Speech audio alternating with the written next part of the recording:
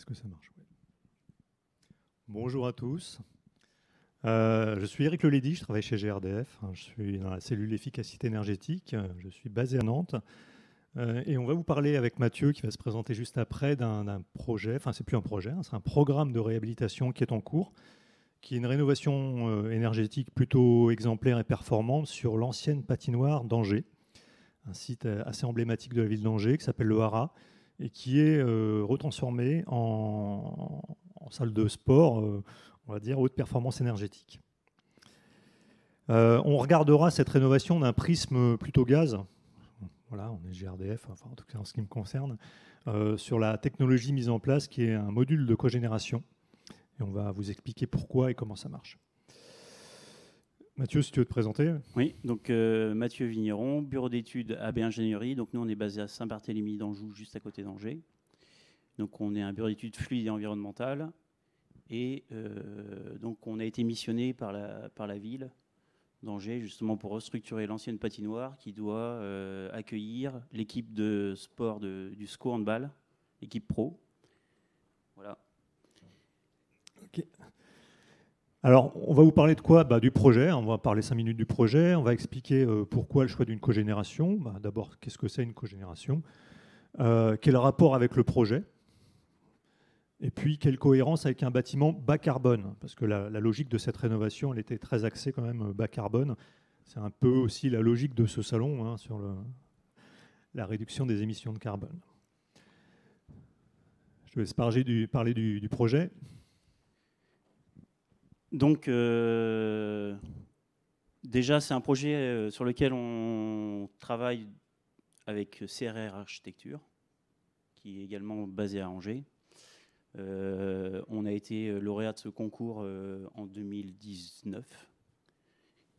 Et dans le programme, donc il était prévu de rénover l'ancienne patinoire qui est en plein cœur de ville d'Angers, donc sur un espace très restreint, avec une volonté, je dirais, politique, déjà d'un point de vue timing assez forte, puisque le SCO handball doit aujourd'hui se déplacer rapidement pour pouvoir accueillir plus de spectateurs. Et donc, on avait un calendrier assez serré pour faire des études rapidement avec la ville, avec un programme environnemental quand même assez poussé, notamment au niveau de l'extension. On nous demandait un E2C1. On peut peut-être prendre la slide d'après, Eric. Oui. Voilà, donc on avait une extension de 163 mètres carrés, 1163 mètres carrés, et une restructuration de 3100 mètres carrés environ. Donc ça, c'est l'image de la façade avant du projet. Et donc, cette nouvelle salle va accueillir en partie des scolaires et en partie donc, le club du SCO qui restera à demeure en permanence. Ce qui est intéressant, c'est que vous avez proposé sur la partie rénovée existante d'atteindre la même performance énergétique que sur la partie neuve. C'est ça. Ça, c'est plutôt intéressant parce qu'effectivement, l'ambition, au départ, elle était sur la partie neuve d'aller chercher de la performance énergétique et carbone. Et vous avez poussé le curseur. Au départ, voilà, on avait uniquement un E2C1 dans le programme sur la partie extension. Et puis, une restructuration sans demande particulière, mis à part la réglementation des bâtiments existants. Et donc, au fur et à mesure de nos études, on a fini par proposer au maître d'ouvrage d'étudier la totalité du site et pas que l'extension. Donc, on pourra le voir à la fin que finalement, on a un bâtiment RE 2020 selon la réglementation expérimentale sur la globalité et pas uniquement sur l'extension.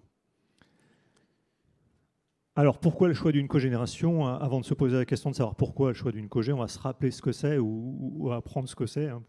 Une cogénération, dans notre métier, c'est la production simultanée de chaleur et d'électricité à partir d'une énergie primaire. En l'occurrence, ça va être le gaz, en ce qui nous concerne. C'est pas compliqué. On va utiliser le gaz pour faire tourner un moteur thermique, comme on peut trouver dans les véhicules GNV notamment, par exemple, des véhicules gaz naturel. Aujourd'hui, les bus qui parcourent Nantes sont des bus au GNV, qui fonctionnent avec des moteurs gaz. Eh bien, ce moteur thermique, il va lui entraîner un alternateur. Cet alternateur va produire de l'électricité. Et donc, on aura conjointement une production thermique faite par le moteur thermique. Vous savez qu'un moteur de voiture, ça chauffe beaucoup. souvent on les valorise très peu, hein. Enfin, on ne valorise même pas du tout dans une voiture la thermique du moteur, à part pour chauffer l'habitacle, mais c'est epsilon. Là, l'idée, c'est de récupérer, on va voir sur les fumées et puis sur l'huile du moteur la chaleur, et de faire tourner cet alternateur qui va produire de l'électricité. Alors cet équipement, vous le voyez au milieu de la présentation ici, hein, le module de cogénération est là. Donc on a le moteur alimenté par le réseau gaz. Et vous voyez que sur les fumées, ici on a un échangeur, on va récupérer de la chaleur. Sur l'huile du moteur également, on a un échangeur final qui va communiquer avec un ballon tampon. Et on a un relais au niveau d'une chaudière sur le même ballon avec un départ classique en température vers les utilisations classiques qui peuvent être des réseaux de radiateurs, de planchers, d'aérothermes. En tout cas, une utilisation complètement normale. Donc vous voyez qu'on a quand même pas mal valorisé la thermique hein, sur les fumées, ce qui est assez intéressant, sur l'huile moteur. Et puis derrière, on a notre alternateur qui va produire de l'électricité, qui est injecté sur le site. Alors depuis cette année, les tarifs de rachat d'électricité sont plus valorisables sur les nouveaux programmes. On ne peut plus, il n'y a plus de tarifs de rachat pour la cogénération. Hein, on ne pouvait plus revendre l'électricité produite par la cogé. Par contre, l'idée, c'est d'autoconsommer. Et ça, c'est extrêmement intéressant, d'autoconsommer l'énergie produite par une énergie moins chère que l'électricité. Alors, bon, évidemment, vous avez dû entendre la presse hier hein, sur l'augmentation du prix du gaz, mais comme toutes les denrées liées à la reprise économique, le gaz a pris un petit peu. Et l'idée, c'est d'autoconsommer sur site. Donc, il ne faut pas se tromper dans le dimensionnement, parce que l'idée, c'est quand même d'avoir systématiquement, dès que le module de cogénération va démarrer, une consommation de l'électricité produite pour ne pas la perdre.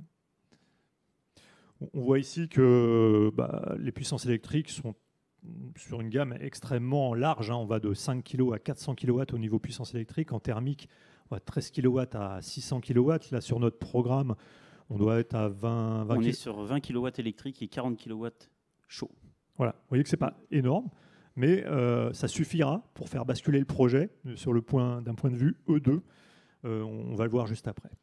Les rendements, après, effectivement, les rendements électriques sont de l'ordre de 30-40%, les rendements thermiques de l'ordre de 50 à 80%, ce qui, en additionnant, donne un rendement global supérieur à 90%, ce qui est extrêmement intéressant.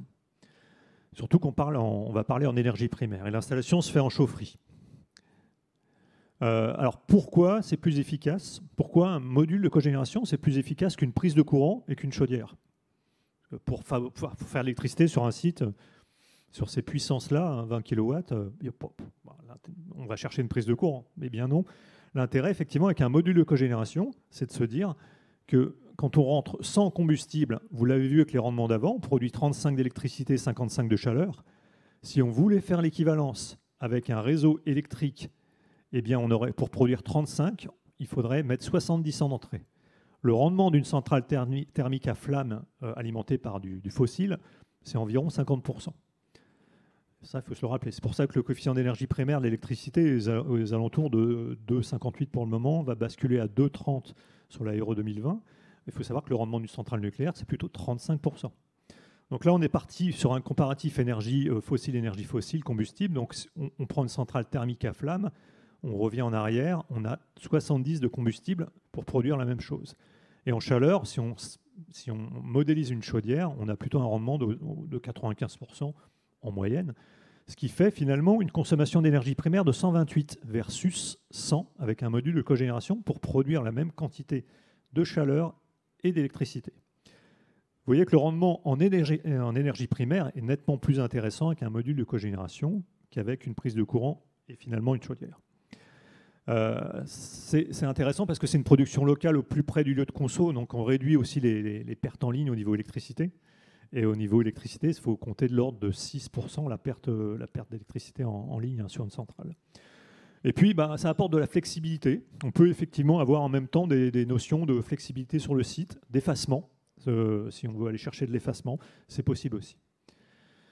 Alors Mathieu, quel rapport ou quel apport pour le projet, cette petite cogénération? Parce que c'est un projet quand même assez monstrueux et la cogé, elle est petite, mais... Donc là, on peut voir la patinoire en photo dans son état d'origine. Il était prévu donc de rénover tout le bâti et donc la toiture, sauf qu'on avait une contrainte aussi importante qui était de conserver la charpente.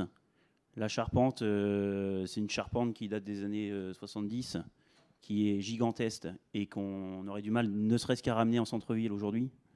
Donc c'était une priorité sur le projet, de la conserver, et puis s'il fallait la remplacer, on l'avait estimé à 1 million d'euros, ce qui était aussi un coût assez important.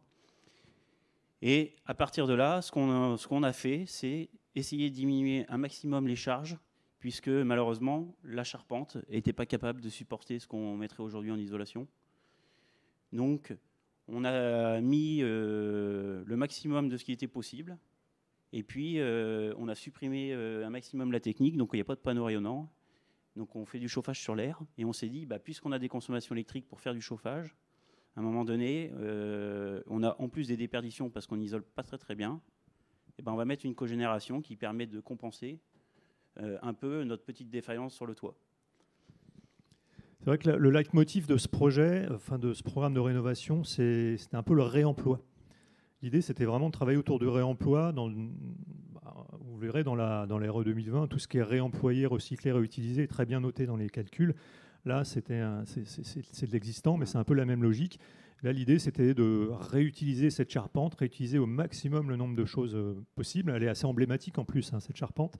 Elle est en bois, elle est belle, elle est en bon état. Ça aurait été dommage, effectivement, de la tomber. Il y en a un petit morceau d'ailleurs qui est parti chez Emmaüs pour un nouveau bâtiment. Voilà, donc on est vraiment sur le réemploi. C'est ça aussi le côté exemplaire de ce programme. Donc ça, c'est la vue on va dire la vue en plan. Ce qu'on peut voir, c'est qu'on a fait donc sur toute l'extension qu'on trouve en partie basse. Donc ce qui donne sur l'allée du Haras, l'entrée principale, on a fait de l'isolation par l'extérieur. Ensuite, on a fait de l'isolation par l'intérieur pour tout ce qui est jonction avec des bâtiments existants, puisqu'on est en mitoyenneté. Voilà ce que je peux dire. Et puis, on a également isolé la périphérie du parking qu'on retrouve sous la salle du Haras, qui n'appartient pas d'ailleurs à la ville. Donc, c'était un peu complexe aussi. Ouais. Voilà ce que je peux dire sur cette slide. Et la toiture a été malgré tout isolée quand même, avec du bac acier et de la laine de roche, mais effectivement, vous n'êtes pas allé sur l'optimum. Disons qu'on n'est pas sur un R de 10. Ouais, voilà. Ça, voilà. Le poids de la charpente ne permettait pas de charger davantage. Voilà, donc les résultats de l'étude thermique sans cogénération. Voilà, donc on a un CEP égal à 106, avec un gain donc, de 10% sur le CEP, ce qui nous emmène quand même en base sur un E1, c'est 1. Ouais, E1, je le rappelle, c'est par rapport à la RT12. RT 2012, c'est à peu près moins 15, à peu près moins 15%. Moins 10%. Hein.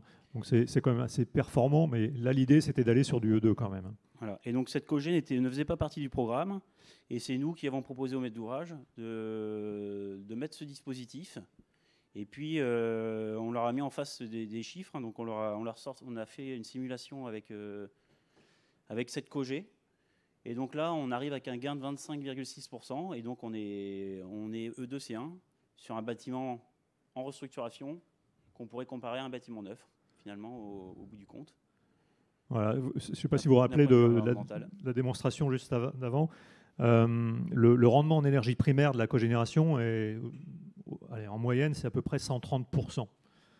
Donc là, l'idée, c'est de gagner des points sur le rendement en énergie primaire en installant cette petite cogénération, d'aller chercher de la performance complémentaire sur la partie E, du label E+, c'est moins, E étant de l'énergie, voilà. Et ce qui conduit à gagner des points complémentaires sur le BPOS et de passer à BPOS 1 à BPOS 2. Hein. Donc en fait, le fait d'avoir installé cette petite cogénération a fait qu'on consomme moins d'énergie primaire en global sur le projet.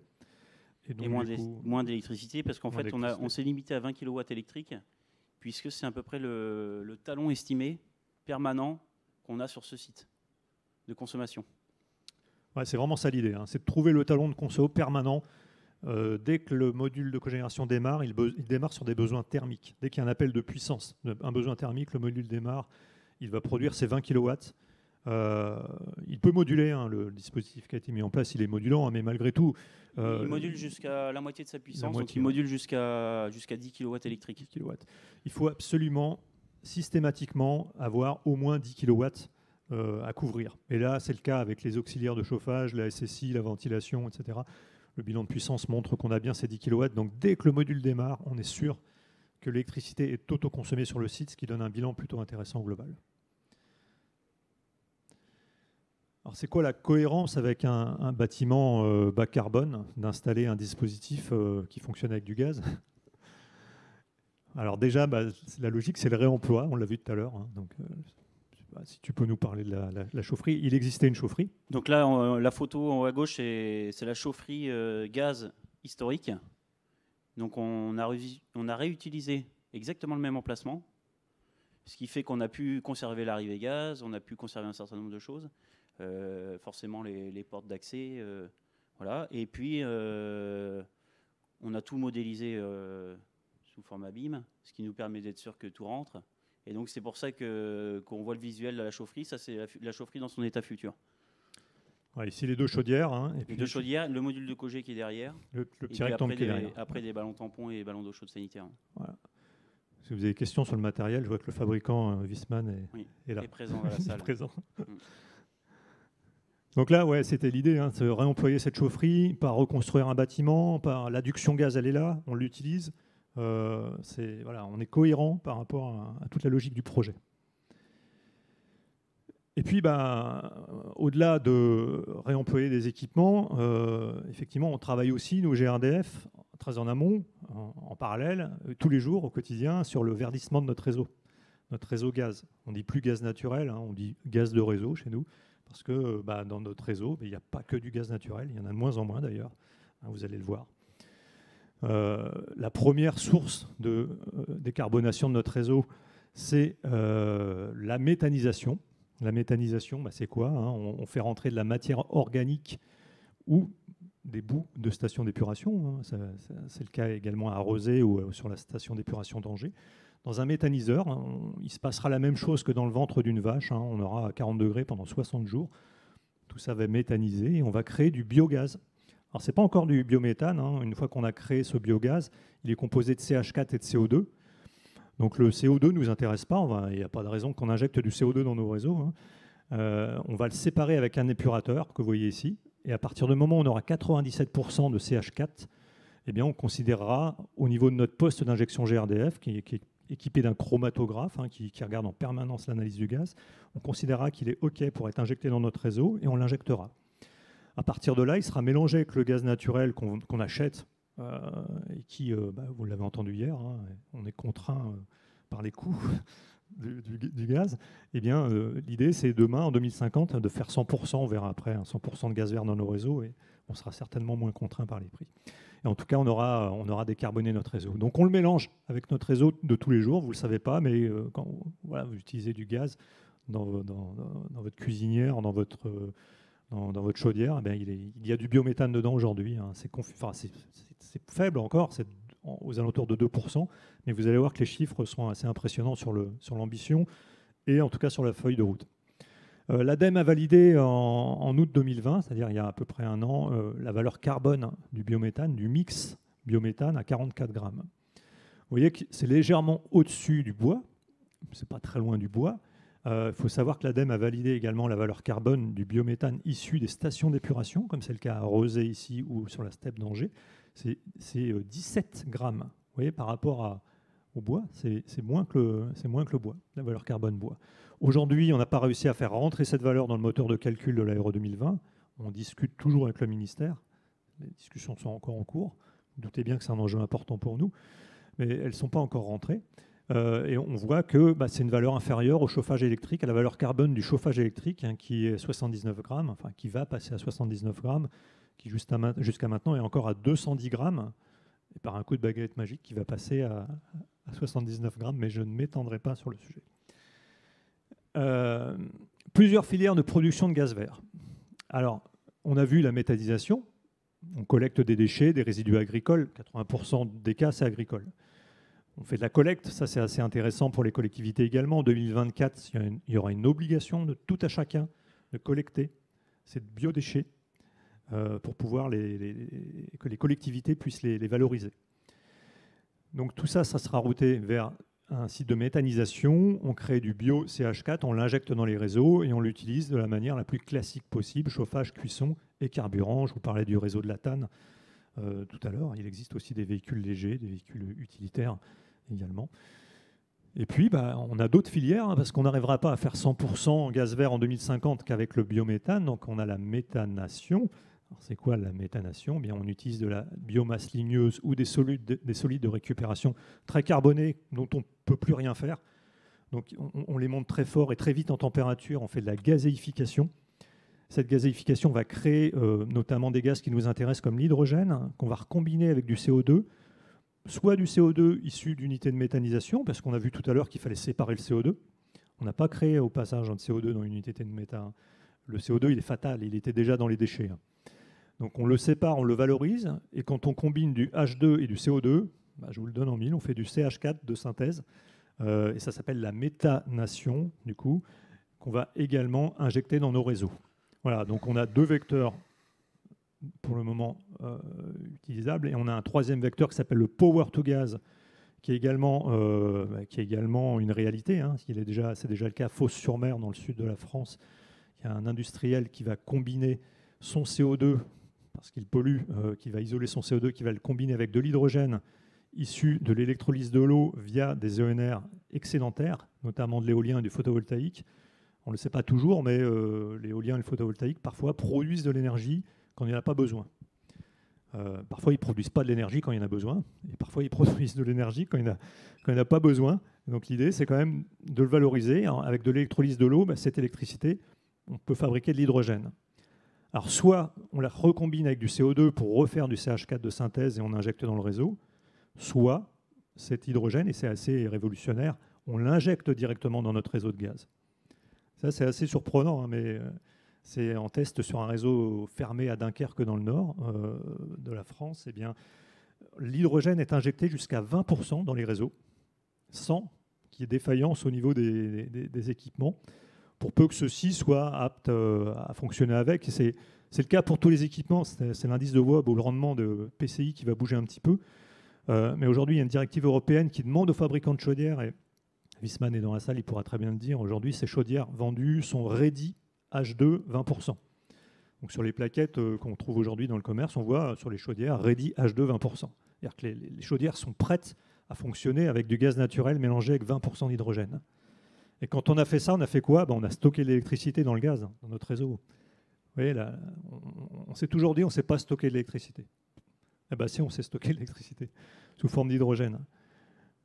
Voilà, donc là, on a un truc assez révolutionnaire. On est capable de créer du biogaz avec de la méthanation, du CH4 de synthèse, et on est capable aussi de remplacer 20% de fossiles avec de l'hydrogène. Objectivement, levez la main, qui savait qu'on pouvait injecter de l'hydrogène dans les réseaux ? Ah, quand même, c'est pas mal, c'est pas mal. Alors, on en est où ? Eh ben, vous voyez, là, on va parler méthanisation. On en est où ? On a 240 sites, mais à chaque fois que je dis ça, c'est plus vrai. Il y a un site par jour qui est mis en service, un site par semaine, pardon, qui est mis en service dans la région centre-ouest, ce qui est déjà pas mal. Il y a 240 sites donc, environ qui injectent, ce qui représente l'équivalent de 650 000 logements environ. Je vous l'ai dit, c'est à peu près 80% de producteurs d'origine agricole. Le reste étant des stations d'épuration, des industriels. Vous le voyez, effectivement, c'est assez bien réparti. Et on n'est pas en reste dans notre région. On a plus de 1000 projets. Vous voyez, 1000 projets versus les 240 qui sont là-haut. Et ce n'est pas des projets farfelus, ce n'est pas des gens qui pensent qu'ils vont peut-être faire. C'est des gens qui ont déposé des études complètes, des études qui coûtent à peu près 25 000 €. Donc les gens vont aller au bout. Souvent des collectifs agricoles, pour pouvoir déposer des projets de méta. Ce qui représenterait 48 TWh, je vous les laisse comparer aux 4, donc c'est plus qu'un facteur 10. Quoi. En Pays de Loire, on est sur 74 projets, 1,5 TWh, donc c'est plutôt bien.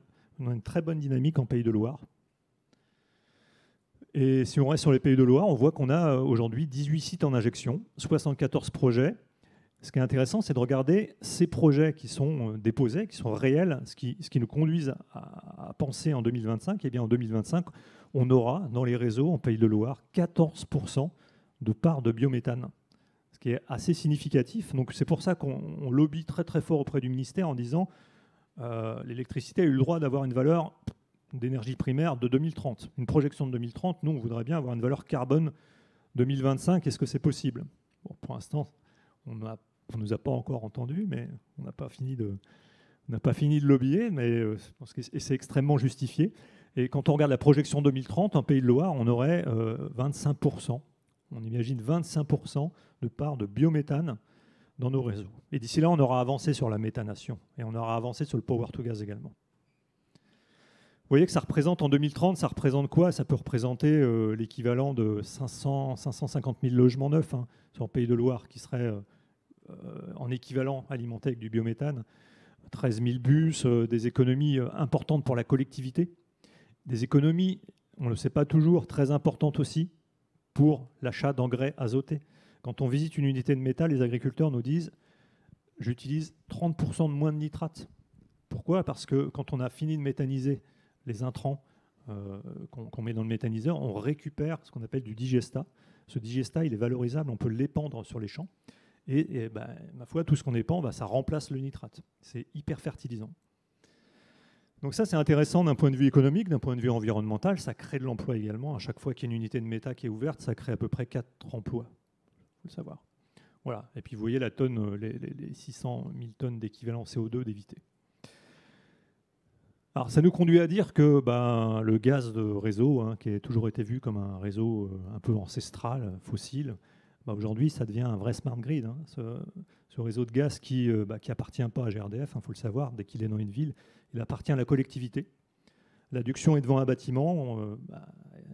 Depuis longtemps, le réseau il est là. L'analyse de cycle de vie du réseau elle est faite. Faut regarder aussi le bilan carbone de toutes ces adductions qu'on va chercher. Parfois, on va chercher des réseaux qui sont assez loin. On a des réseaux de gaz très très bien maillés dans les villes, dans les collectivités. Donc on est capable aujourd'hui de faire de la méthanisation et de l'injecter dans notre réseau. On est capable de faire de la méthanation. Je vous l'ai dit tout à l'heure, c'est la combinaison de l'hydrogène fait via un électrolyseur qui lui-même va sourcer en ENR l'électricité verte, qu'on va combiner avec du CO2 qui peut venir du méthaniseur, qui peut venir d'un industriel qui pollue. Et puis on est capable effectivement d'injecter directement de l'hydrogène. On est capable, comme sur notre projet qu'on a vu, que Mathieu a étudié, de mettre une petite cogénération qui augmente l'énergie primaire, le rendement d'énergie primaire du projet, qui va assurer de la flexibilité sur le projet également, électrique. Parce que demain, on aura besoin de parler d'effacement, sans doute, sur les projets. Et aujourd'hui, vous voyez, on a pas mal de choses aussi en cours. On a la pile à combustible qu'on n'a pas fini de développer, d'étudier. Et puis les compteurs communicants, on sait pas, vous savez très bien qu'on ne sait pas économiser ce qu'on ne sait pas mesurer. Aujourd'hui, les compteurs communicants permettent à tous les usagers de savoir exactement ce qu'ils consomment. Et de regarder justement quelles sont les actions de performance énergétique qui marchent ou pas. Voilà, et puis tout ça concourt à dire que pour nous, le gaz, c'est vraiment pour nous l'énergie d'avenir. Donc on est heureux quand on a des partenaires comme AB Ingénierie qui nous aident à travailler sur des programmes emblématiques comme là, le Hara, la patinoire d'Angers. Donc c'est plutôt une très très bonne chose. Et puis, je sais pas, on se tient à votre disposition si vous avez des questions. Je ne sais pas si Mathieu, tu veux ajouter quelque chose. Non, nous, on est aussi heureux de trouver Eric Lelady quand on a besoin d'aide aussi pour ce type de projet. Donc, c'est partagé. Sachant que là, on a été vers le gaz, mais on ne va pas toujours sur le gaz. On cherche toujours le meilleur compromis en fonction du programme et de ce qu'on a autour du site. Tu as raison de le dire. Nous, on ne défend pas le gaz à tout prix. C'est le mix énergétique qui est important. Ce n'est pas toute une énergie ou toute une autre. C'est l'énergie la plus intéressante et on a tendance à dire que la nôtre devient de plus en plus intéressante. Voilà. Donc à votre dispo, que ce soit maintenant ou tout à l'heure sur le stand CJBAT pour répondre à vos questions. Mais profitez de la présence de Mathieu si vous avez des questions plutôt techniques ou du fabricant qui est présent sur les équipements. En tout cas, merci. Merci.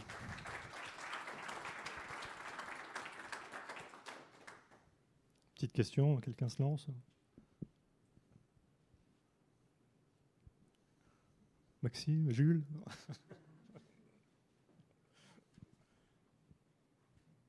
Bon, en tout cas, merci pour votre attention. Merci.